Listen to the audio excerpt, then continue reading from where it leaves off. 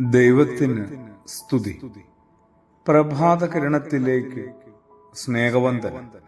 ഭാഗം 2113.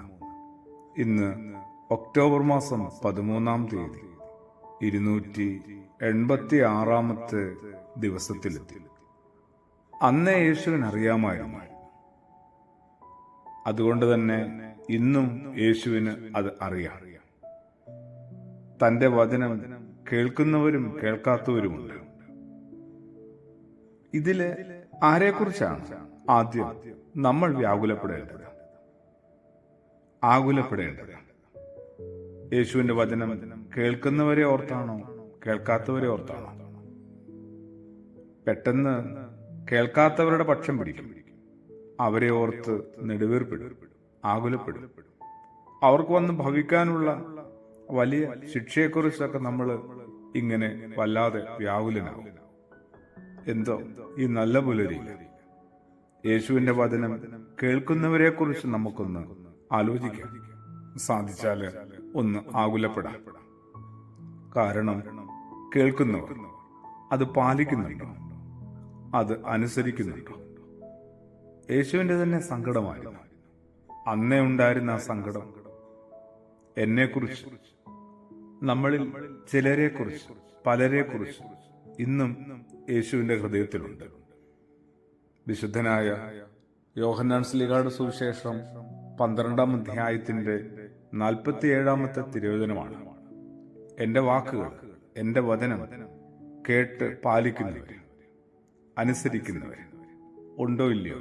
രണ്ടു കൂട്ടരും ഉണ്ടെന്നാണ് പറയുക.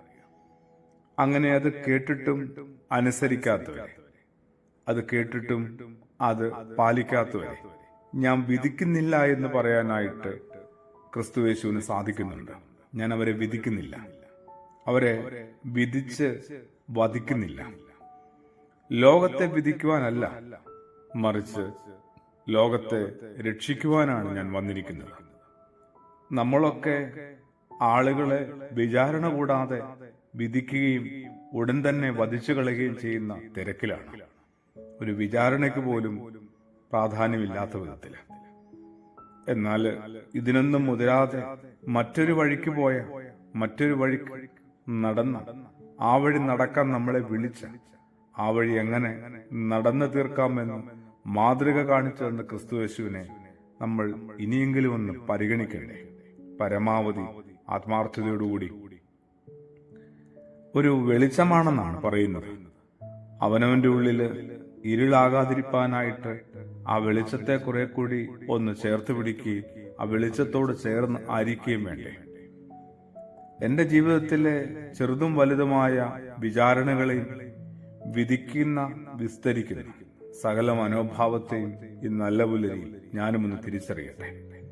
തമ്പുരാൻ എന്നെയും വിധിക്കുന്നില്ല എന്നുള്ള ഒരു ആശ്വാസത്തില് ഞാനും ലോകത്തെയും ലോകത്തിലുള്ള നിങ്ങൾ ഓരോരുത്തരെയും വിധിച്ചുകൊണ്ടിരിക്കുന്ന ആ വലിയ ജോലിയിൽ നിന്ന് വിരമിക്കട്ടെ.